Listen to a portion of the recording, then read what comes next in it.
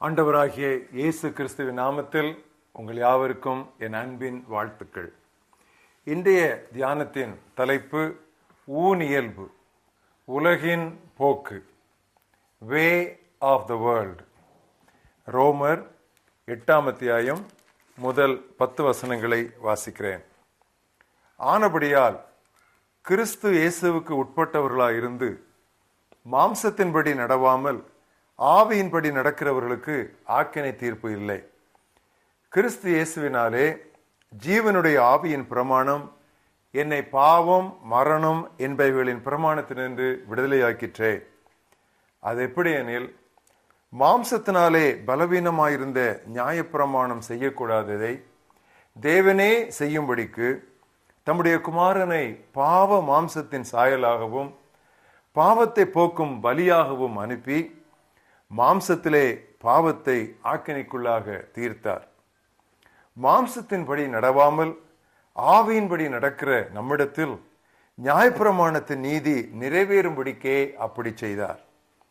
அன்றியும் மாம்சத்தின்படி நடக்கிறவர்கள் மாம்சத்துக்குரியவைகளை சிந்திக்கிறார்கள், ஆவியின்படி நடக்கிறவர்கள் ஆவிக்குரியவைகளை சிந்திக்கிறார்கள். மாம்ச சிந்தை மரணம், ஆவியின் சிந்தையோ ஜீவனும் சமாதானமுமாம். எப்படி என்றால், மாம்ச சிந்தை தேவனுக்கு விரோதமான பகை. அது தேவனுடைய நியாயப்பிரமாணத்துக்கு கீழ்ப்படியாமலும் கீழ்ப்படிய கூடாமலும் இருக்கிறது. மாம்சத்துக்குட்பட்டவர்கள் தேவனுக்கு பிரியமாயிருக்க மாட்டார்கள். தேவனுடைய ஆவி உங்களில் வாசமாயிருந்தால் நீங்கள் மாம்சத்துக்கு உட்பட்டவர்களாய் இராமல் ஆவிக்குட்பட்டவர்களாய் இருப்பீர்கள். கிறிஸ்துவின் ஆவி இல்லாதவன் அவருடையவன் அல்ல. மேலும் கிறிஸ்து உங்களில் இருந்தால் உடலானது பாவத்து நிமித்தம் செத்ததாயும் ஆவியானது நீதி நிமித்தம் ஜீவன் உள்ளதாயும் இருக்கும். இன்றைய மனப்பாட வசனம் 1 யோவான் 2ஆம் அத்தியாயம் 16ஆம் வசனம். உலகு சார்ந்தவையான உடலாசை, இச்சை நிறைந்த பார்வை, செல்வச் செருக்கு ஆகியவை விண்ணக தந்தையிடம் இருந்து வருவன அல்ல. The lust of the flesh, the lust of the eyes and the pride of life are not of the father. சிற்றின்ப பிரியமும் ஆன்மீக வளர்ச்சியும் ஒன்றுக்கொன்று முரணானவை, எதிரானவை. இவை இரண்டிற்கும் உள்ள போராட்டம் நம்முடைய இருதயத்தில் என்றுமே இருக்கும். கடைசி மூச்சு வரை இந்த போராட்டம் இருந்து கொண்டே இருக்கும். நாம் வேதம் வாசிக்கலாம், தவறாமல் ஜெபிக்கலாம், கிறிஸ்தவ பக்தி முயற்சிகள் அத்தனையிலும் ஒழுங்கும் கிரமமுமாய் இருக்கலாம். ஆனால் பாவ விருப்பங்களுக்கு கவனியுங்கள், பாவ விருப்பங்களுக்கு, பாவ சோதனைகளுக்கு மறுப்பு தெரிவிக்க நாம் கற்றுக்கொள்ளாவிட்டால் நமது வாழ்வில் தூயாவியானவருக்கு முதலிடம் கொடுப்பது முடியாத காரியமாகவே போய்விடும். இந்த 3 காரியங்களை நாம் சற்று விவரமாக பார்ப்போம். லஸ்ட் ஆஃப் த ஃபிளஷ், உடல் ஆசை. நமது பாவ சுபாவத்தை வேறறுப்பது கூடாதது, அது முடியாது. ஆனால் நாம் அதிலிருந்து கடவுளின் ஆவியினால் விடுபட முடியும். அதுதான் ரோமர் 8:2 நான் வாசித்தோம். It is not eradication but emancipation. இதை நம்ம எப்பொழுதும் புரிந்து கொள்ள வேண்டும். முழுவதுமாக அது ஒழித்து கட்டப்படுவதல்ல, பட் அதிலிருந்து நாம் விடுபட்டு வெளிவருவது. நாம் எப்பொழுதும் நம்முடைய பழைய மனிதன் இறந்து விட்டதாகவே, செத்து விட்டதாகவே நாம் நினைத்து அதை நாம் எண்ணிக்கொண்டே இருக்க வேண்டும்.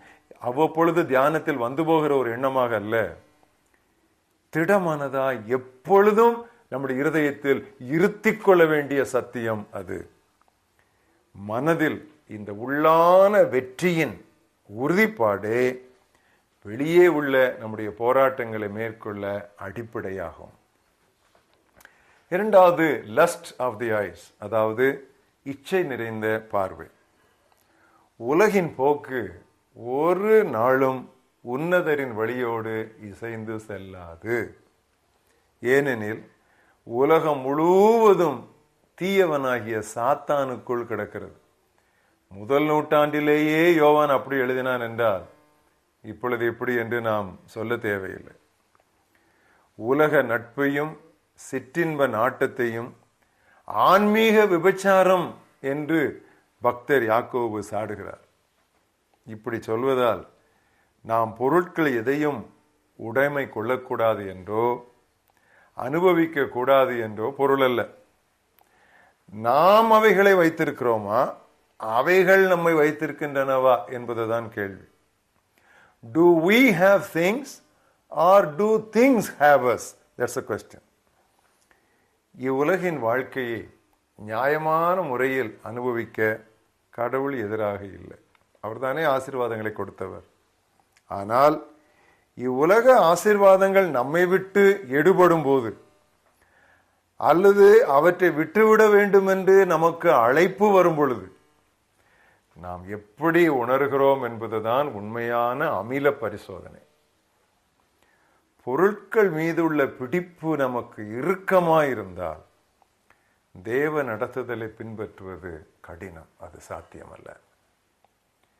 மூன்றாவதாக பிரைட் ஆஃப் லைஃப், செல்வ செருக்கு. இறை சித்தத்திலிருந்து நம்மை திசை திருப்புவதற்கு பண ஆசைக்கு நிகரே கிடையாது. நாம் இருக்கும் இடத்தில், நாம் செய்கிற வேலையில் நமது அடிப்படை தேவைகள் தாராளமாக சந்திக்கப்பட்டு கொண்டு இருக்கும் போது கூடுதல் சம்பளம், கூடுதல் வசதி எல்லாம் வரும் எண்ணங்களை குறித்து ஜெபித்து பார்க்கிறேன் என்பது வேண்டாம். ஏனென்றால் அங்குதான் நாம் சோதனையில் மாட்டிக்கொள்கிறோம். கூடுதல் சம்பாதித்தால் கூடுதல் ஆண்டவருக்கு கொடுப்போம் என்று சொல்லி ஒரு சப்பை கட்டும் கட்டுவோம். ஆனால் ஆண்டவருக்கு மிஞ்சுவது என்னவோ அது அந்த பழைய தசமபாகம் மட்டுமே. பிரியமானவர்களே, வாய்ப்புகள் வலைகளாக இருக்கலாம், கவனமாயிருங்கள். டிபிஎம், முந்தி சிபிஎம் என்று அழைக்கப்பட்டு இப்பொழுது டிபிஎம், தி பெண்டிகாஸ்டல் மிஷன், அவர்கள் இயற்றிய ஒரு நல்ல பாடல், சுயம் என்னில் சாம்பலாய் மாற சுத்தாவியே ஆனல் மூட்டும், ஜெயம் பெற்று மாமிசம் மாற தேவாருள் செய்யுமே. கருத்தான முத்தான வரிகள். சுயம் என்னில் சாம்பலாய் மாற சுத்தாவியே அனல் மூட்டும், எரித்து விடும். ஜெயம் பெற்று மாமிசம் மாற தேவா அருள் செய்யுமே. இதையே நமது ஜெபமாக்குவோம். மகாபிரியதேவனே, இந்த அருமையான நாளிலே நீர் எங்களுக்கு கொடுத்த இந்த முக்கியமான தியானத்திற்காக நாங்கள் உமக்கு நன்றி சொல்கிறோம். எங்களுடைய உடலின் ஆசைகள், இச்சை நிறைந்த பார்வை, செல்வ செருக்கு, இவையெல்லாம் பிதாவினால் அல்ல பிசாசினால் உண்டானவைகள். இவைகளிலிருந்து நாங்கள் தப்பித்துக் கொள்ள தீர்மானமும் விருப்பமும் கொள்ளாவிட்டால் இவைகளிலே மாட்டி சிக்கி சிதைந்து சின்னாபின்னமாகி விடுவோம் என்று இந்த காலை வேளையிலே நீர் எங்களுக்கு எச்சரித்ததற்காக நாங்கள் உமக்கு நன்றி சொல்கிறோம்.